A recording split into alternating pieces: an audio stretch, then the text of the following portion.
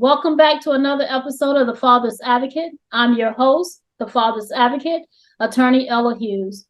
Today, we have a wonderful treat.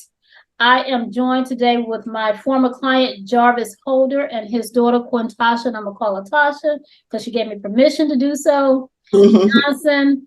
This is a wonderful, beautiful father-daughter relationship, and I'll just tell you a little bit about it. I came to know Jarvis a few years ago as his attorney, and when I asked him to come on board to do this video or this episode, he was more than willing to do it. But then I had the beauty and the pleasure of talking with him and his daughter. They had me almost in tears. And as I had said before, I have my Q-tip swabs. I think it's a bit comical, but it makes a difference. And you guys might need this as well. But they have a beautiful story. I wanted Jarvis to come over and talk about the representation with his daughter, but I was so inspired when he started talking about his daughter, him and Tasha. And then I talked to Tasha, and it was just beautiful. So without further ado, I'm going to introduce you to this beautiful spirited dad and daughter. It's going to be Jarvis Holder and Quentaushia Johnson. And I'm just give you all a round of applause because we deserve it. Okay, so I want to go ahead and ask you, Jarvis, a few questions. And then after you've had an opportunity to talk, then I'll bring in Tasha. Is that okay? That'll be fine. Okay, thank you. So Jarvis, again, if you can just tell me a little bit about yourself and how you came to meet me. Okay, my name is Jarvis Holder. I'm 43 years of age. I have 9 kids, 8 biological, 1 adopted. Age ranging, my oldest 25, my youngest 2 are 12. I came to the Hughes group in the case of one of my kids, the 12-year-old, when she was 6 at the time. I got a letter from McDonough, Georgia, DFACS office, asking could I come and take a DNA test, a paternity test for a potential kid that could be my child. When I got up there, I live in Cocoa, Florida, born and raised in Atlanta, Georgia, moved down to Cocoa, Florida. So me and my wife embarked on the journey to Henry County, Georgia, and met with a caseworker, and she asked me, did I know a lady named, and I told her that I did. And she said that had a daughter who was in DFACS custody, and her name was, and she was 6 years old. I told her a brief story about how we met and had a relationship, nothing ongoing. It was with a steady boyfriend, and she told me that when she was pregnant that it was her steady boyfriend baby. So the DFACS lady told me that they tested that boyfriend and he came back negative, and they wanted to test me. And upon the test, DNA test, test come back 99.9 that I was the father. They asked me what did I want to do. Leave the child in DFACS custody. Get the child. What did I want to do? And I told them, you know what I'm saying, if that's my child, I want to fight for custody to get my child out of the system. They told me I would need to hire an attorney. I didn't know what attorney to hire or where even to start. And I went down to the clerk of court's office in it's Henry County Courthouse, and the lady gave me a card and she said, reach out to the Hughes group, and I think they'll be able to help you in getting your child. And I did. And that's the day that the fight started for me to get custody of my daughter. And when I mean that Ms. Hughes fought to get my daughter, she fought. And she went to war for me, for my daughter. And I'm forever grateful. I'm forever indebted to the Hughes group for doing that for me. It was a long fight, continued battle, me driving back and forth to Georgia from Florida at least 2 to 3 times a month just to spend a couple of hours with my daughter, because the case workers in the system had it set up that where I had to do visitations. I couldn't be alone with my daughter. A caseworker had to be there, just to visit, to go down and sit down and eat a hamburger or a Happy Meal or something. A caseworker had to be there. I did everything in my power that I needed to do. And I told my daughter the first time I met her that I would do whatever is in my power to bring her home. And that what the Hughes group helped me do, bring my daughter home. So the first time you met your daughter, she was 6 years old? She was 6 years old, yes, ma'am. And you said you went through a battle, so a long battle to maybe get custody of your daughter, is that right? Yes, ma'am. It was a long, drawn out battle. It was, I'm talking about, it got dirty. It got dirty because the people that had my daughter, they didn't know me and I didn't know them. So the thing about it was, you know what I'm saying, I just did what father instinct do when, you know what I'm saying, like a father instincts for his kids, he'll do anything. A father will put his life on the line to save his kid's life. And a father will do anything that it takes, you know what I'm saying, to make sure his kid is protected, taken care of, and well. And that's what I did. Once I found out she was mine, I wouldn't have did nothing less than to make sure she's with me. I have to ask this question because you had supervised visitation from the beginning. Even Yes, like you said, just to eat a hamburger, you had to have someone watch you. And then that happened for a long time, right? yes, ma'am. So why didn't you just give up? I mean, that's a lot of work. Why didn't you give up? That ain't what fathers do. Okay. Tell me why you said that. And I laugh because we've already had this discussion and I love your response. So can you tell the listening audience or the viewing audience, why do you say that? Fathers don't give up on their kids, regardless.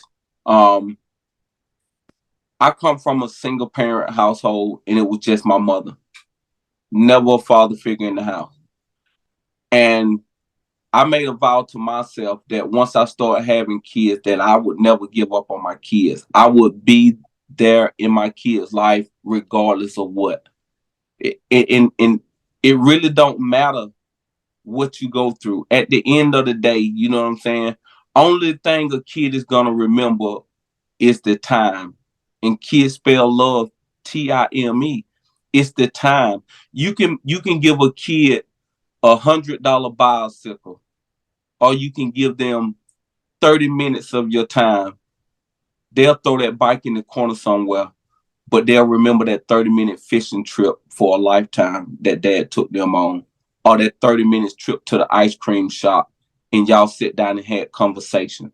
That what kids base their love on is the time that you spend with them, because they're imitating, they're watching you, they're seeing how you move. And kids want to be just like their dad. Some kids want to be just like their mom, you know what I'm saying? But that father figure, a a girl first love is her father.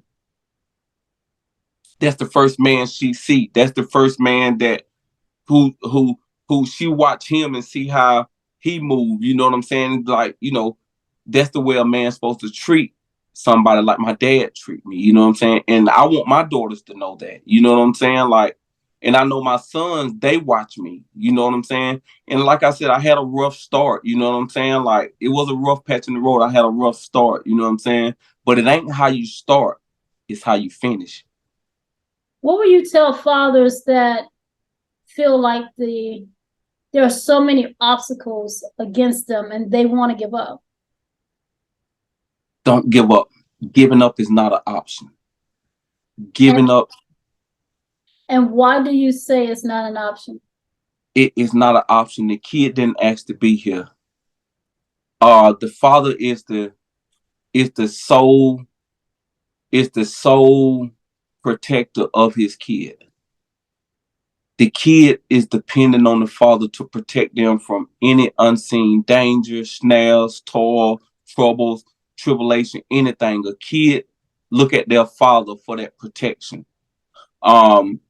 And that's the way the order of a family is set up. The father, the mother, the kid. They look at their father for being the protector. You know what I'm saying? If something going on with me, I'm gonna get my daddy. You know what I'm saying? I know my daddy can handle it. You know what I'm saying? Like, I know my father can handle it. I would tell the fathers, don't ever give up on your child. Your child didn't ask to be here, and their kids. You know what I'm saying? They need them there, especially our cultures as black men. We need to stand in the gap for our children. A lot of us black men come from single parents home. We seen our mother do everything. You know what I'm saying?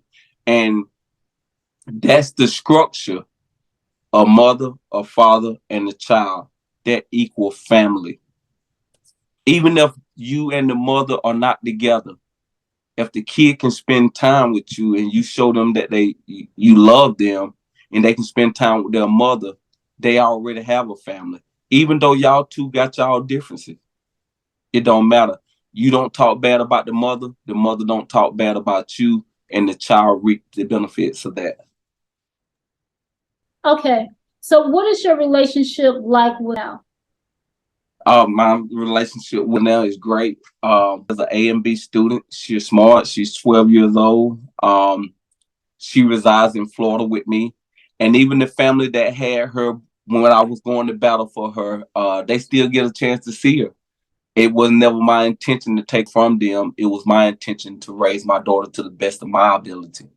But we came to a understanding. I talked and all of them, and I told them, you know what I'm saying, like, this is my daughter, man. Just let me do what I got to do as a father. You know what I'm saying? Y'all can still be in her life. You know what I'm saying? Like, that wasn't never my intention. You know what I'm saying? I'm a great guy. You know what I'm saying? Once you get to know me. So I know as an attorney, and I've seen this happen. So a lot of dads will say, "Well, I didn't know the little girl. I don't may not even want the responsibility. I don't want to go through the headache, and she's with a good family that can take care of her." Why did you choose to do that? She was with this family for 6 years. She knew these people as her relatives. Why did you decide, "Hey, I'm here now. I can be this her father"? Why did you decide to do that? Why didn't you just leave her with them? Um, I could never leave my kids. I could never leave my kids fatherless. I could never leave my kids knowing that I had an opportunity to step up and be a dad, to step up and be the father, to step up and take care of my responsibility. That's a responsibility that I made. And it is my sole purpose and duty to take care of that responsibility. Cause she can't do it. And her mom was on a whole nother path and her mom couldn't do it. So I couldn't leave my child in the system. And even though she was with them, she was with the family she was with, but she had a whole nother family. You know what I'm saying? She had sisters, she had brothers that she never met before. You know what I'm saying? And I just believe that it was my right as a father to raise my daughter. So there are a lot of dads that think the system is stacked against them. And you have been successful in getting custody of your daughter. Would you agree that the system is stacked against dads? Or do you think that if dads know what their rights are, they will be willing to fight to get those rights to their children? I believe the system are stacked against dads. But I believe if a father never give up, never quit to do what's right by his kid, that there's a lot of information out there that they can gather to do the same thing that the Hughes group and I myself was able to do. But you gotta search those avenues. You gotta network. You gotta find some people uh, like the Hughes group that will fight for you. You know what I'm saying? And you got to be willing to fight. It's not gonna be. I would tell them it's not gonna be easy. I don't want to sit there and sugarcoat it for them and say, hey, yeah, it's gonna be a breeze, cause it's not. But we have to step up as men to fight, and I mean to fight tooth and nail. Whatever we have to do for our child, that's what we have to do, and we can't just give up. You know what I'm saying? It was some days I was just like, you know, the thought came up like, should you give up? But then as soon as that thought arrived, I'm like, no, I'm not giving up. You know what I'm saying? Like my daughter she's at a vulnerable time in her life. She's 6 years old. She's in the system. No, I gotta fight. Even if it kill me. With my last breath, I still gotta fight. You know what I'm saying? 400 miles away, I still gotta go. You know what I'm saying? So I would tell the father to get the information, um, see what can be done, and to spend time. You know what I'm saying? To spend time with his kid, get to know him, and fight for him. Fight for him. Don't lay down. Don't just get pushed over by the system. You know what I'm saying? Because the system are gonna treat the kids just like you say, like a number. You know what I'm saying? Like a system. They don't care. They don't care where they place them or who they place them with. They have people out there that they just place the children with. You know what I'm saying? But how could you sleep at night as a man knowing that your kid is in the system and you got a comfortable bed that you laying in your home and your kid ain't with you? Okay. That ain't what fathers do. Now I understand you also have adopted another child who is your son, and I want to recognize him as well and what you're doing with your son.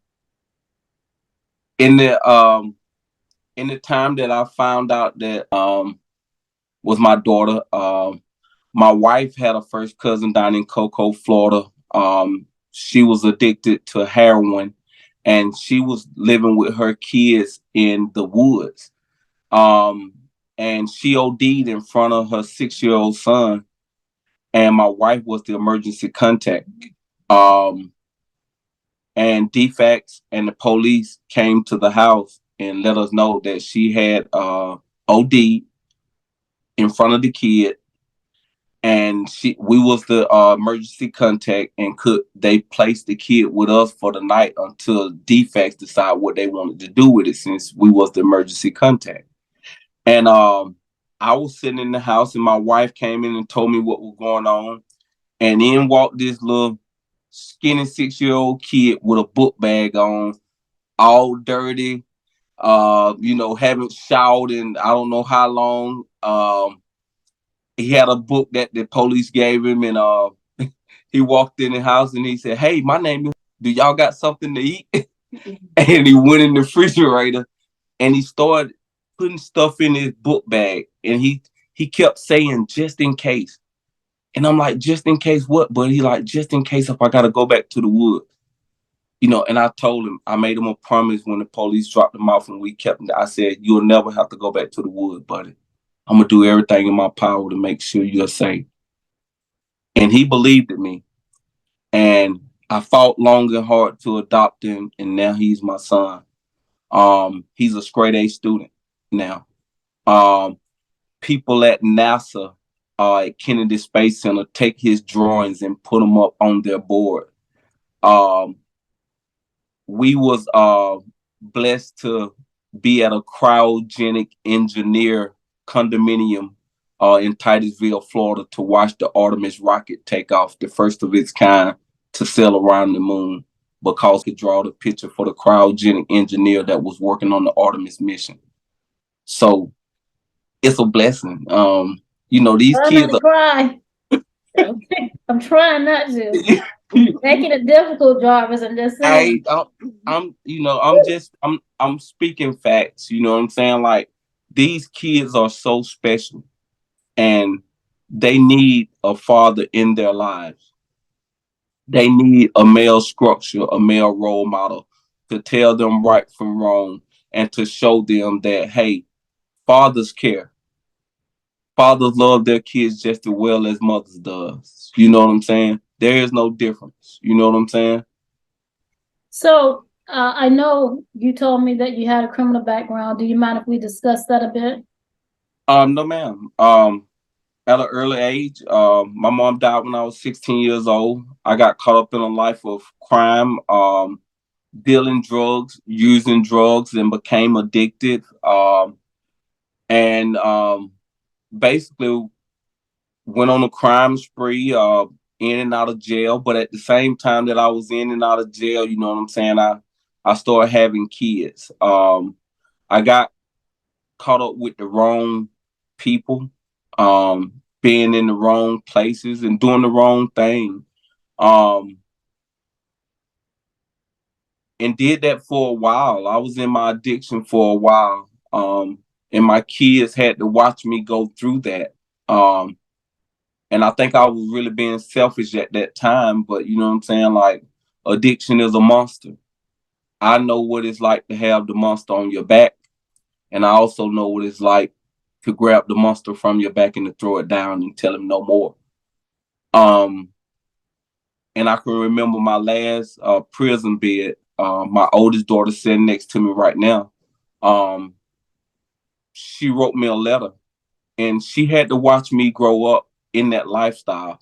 But even in that lifestyle, I always made a way to go and see her, to spend a little bit of time with her. You know what I'm saying? Like, in between bids, or you know what I'm saying, in between stays and stuff like that, or in between lapses and relapse. You know what I'm saying? Like, I still tried to go to the house and see her, and you know what I'm saying, like, to just be with her, or to show her a little discipline and stuff like that. You know, I always wanted to be in all of my kids' life, and but the last time I was in prison, she wrote me a letter, and she was just getting ready to graduate from the academy. Um, in that letter, I read that letter when I was in my cell, and it was a sentence that stuck out in that letter. It said, you know, Dad, I love you more than you can ever imagine. And you have so much potential, Dad. Why are you the only one who can't see the potential that you have? You know, and I kept replaying that sentence over and over in my head, like, why am I the only one who can't see the potential that I have? This is coming from my oldest child, who have watched me struggle, who watched my highs and my lows, my ups, my shortcomings, my pitfalls, my prisons bids, my jail bids, and she still loved me. And she said I had potential. And I believed that. And from that moment that I got out of prison, I haven't been back. I haven't used a mind altering substance since then or nothing. So I'm safe to say, going on 9 years, I've been clean and sober, and free. Um, Paid my debts to society, held a steady job with the same company, um, from the day that I got out. You know what I'm saying? And helping my kids. My oldest daughter moved down to Florida with me last June. She called me and she said, Dad, I got to get out of this town. I need you to help me. And she had done had a kid, which is my grandson. And I told her, I said, just wait. I will be up there the weekends to get you. I went and got her in June. Since June of last year, she have came down. She have maintained a steady job. She saved her money. She bought her a car. And just last night, she moved out and stayed in her own apartment, which she secured for her and her child herself. And I told her that this old lion will always have her back.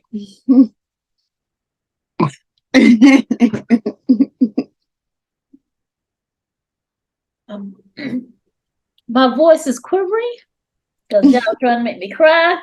Told y'all that. Y'all gonna probably have some other folks crying. Okay.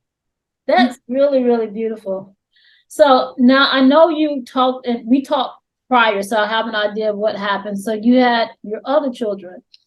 Did they also see you go through the ups and downs, the use of drugs, the prison? Did they see that as well?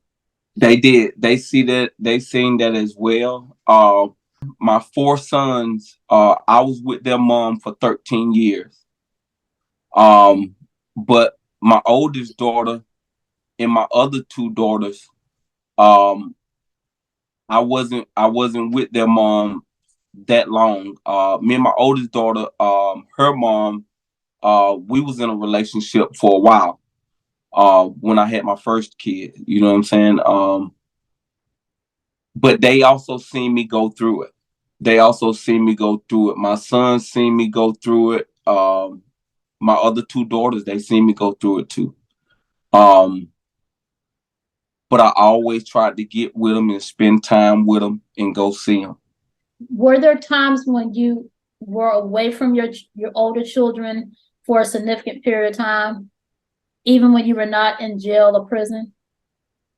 Yes, it was. I, I wouldn't see them on the regular like I would see my sons, because I stayed with my son's mother. And I was in the household with them, raising my sons and whatnot. But I would also go and get my oldest daughter and my other kids and bring them all together, so they could all be together. And I always wanted them to know that they had sisters and they had brothers, and they were sisters and brothers, and Okay, and so what was it like for you when you were not able to see them on a regular basis and you had these long period of times away from them? it was hard. It really was hard. You know what I'm saying? Like, I always wanted my children just to love me for who I am. You know what I'm saying? Because I always loved them for who they were. They all beautiful. They all mean something to me. When I look at each one of them, I see a different part of me in each one of them. Like this one right here, you know what I'm saying? She got my attitude and stuff like that, and that smile. You know what I'm saying? Like I see myself in all of them, and to just be away from them anytime it is hurtful. And even by me living in Florida now, you know what I'm saying? Like I create group chats and stuff like that, and talk to them and try to video chat them during the day. You know what I'm saying? And I stay in the contact with all of them. We're actually traveling to Georgia next Friday night to be there for my twins. They're seniors in high school and they got senior night, and the parents have to escort them on their floor. Now their mom have remarried. You know what I'm saying? But they reached out to me and they said, "Dad, we want you to be here for, can you come to Georgia on February the 10th? It's senior night, and I want you to escort me out on the floor." I told them, listen, and nothing in the world stopped me from doing that. And they played football, and one of my sons actually won Athlete of the Year. And for senior night, one of my sons said, listen, I'm going to have mom and her husband escort me on the field. And my other son said, Dad, I want you and Amber, which is my wife, to escort me on the field. And that's what we did. I got T-shirts and everything printed up for all of the kids, and all of us wore these T-shirts. And man, it was just an honor. You know what I'm saying? Like, for my kids to be there, and when they stand beside me, I can look at them and I can see how, they like, that's my dad. You know what I'm saying? I'm proud of this guy, because a lot of people know what I went through, and a lot of people seen the resilience that I had, and a lot of people know that when it comes to my kids, you know, I, I'm gonna be there for my kids. That's just it. When you said that when you were going through your struggles, you said it was selfish. Can you tell me what that means? It was selfish because every time I got arrested and had to spend months at a time in jail, that was taking away time from my kids. Every time that I used and got high, I was taken away from my kids. Um, Not only financially, but also emotionally. You know what I'm saying? Like the time that I was wasting running the streets, using, dealing, incarcerated, all that time could have been spent with my kids. You know what I'm saying? Do I regret it? Yes, I do. You know, but I know that that's in the past now. And it ain't how you start, it's how you finish. But yes, I was selfish. And I had to live with that for a long time. And sometimes it still play on my mind, like, you know what I'm saying, like the what if you could have spent more time, or what if, you know what I'm saying, some of the things that you done, you know what I'm saying, you could have done it with the kids. And that also it put a strain on me and my kids, on some of me and my kids relationship. It did, you know what I'm saying, because I think my kids was a little resentful of that too, you know what I'm saying. And I had to end up talking about that with the kids, you know what I'm saying, like. So I want to ask a question about your children's moms. Uh, did they have was there any kind of conflict between you and their moms because you weren't there? So my so my oldest daughter, me and her mom, you know what I'm saying, like, you know, we dated when I was a teenager. She was there while my mom was alive, and she seen my downward spiral when my mom passed. But she also um lived a life too that was kind of fast, and you know what I'm saying. You know, our life just took two separate turns. Once she was pregnant, she kind of straightened up, you know what I'm saying, to do what's best for the kid. You know what I'm saying? I still wanted to do my thing, and she didn't want to be involved with me doing my thing. And she left, you know what I'm saying? And we split and went our separate ways. And I think it drove a wedge between us. And she took out child support, you know what I'm saying? And thinking about it, you know what I'm saying? Like, that was the right thing to do because she needed support. She needed support for the child, you know what I'm saying? Like, I thought she did it out of spite, you know what I'm saying? But it really wasn't, you know what I'm saying? Now looking back, you know what I'm saying, it really wasn't. Only thing she was looking for was support, you know what I'm saying? But the lifestyle I wasn't living, I wasn't able to give any type of support, you know what I'm saying? And I kind of was resentful for her doing it, you know what I'm saying? Because I kept going to jail because I didn't pay child support. But I think some of them jail stints for the child support saved my life as well. How Cause, so? Go ahead. cause I'm currently in my addiction. I'm currently running the streets, doing all this and that. Ain't nothing stopping me but a warrant for child support. So by me having to go to jail for child support, that slowed my addiction. That slowed some of the trouble that I could have got into or even lost my life. You know what I'm saying? Looking back at it and thinking clearly now, the devil had a plot, but God had a plan the whole time. You know what I'm saying? And we look at things, when we change the way we look at things, the things we look at change. And what I mean by that is, you know what I'm saying? Like, out of everything I've done, I paid my debt to society. Uh, my life of crime and everything that I done, you know what I'm saying? And I, I, I went through that. I paid what I had to do. I paid my debt, and I moved forward with my life. You know what I'm saying? Yeah, that what I used to do. You know what I'm saying? Like, that ain't what I do now. And I think a lot of people, you know what I'm saying, they be so stuck of living in the past and they can't get the past out, that they stay there. You know what I'm saying? It's all right to fall as long as you get up and keep moving and fight on. You know what I'm saying? Um, but now me and me and the moms, we cool. You know what I'm saying? Like, sometimes we still have our little talks and stuff like that, but we cool. You know what I'm saying? We understand that. One thing I can say, the moms always let me come and see my babies.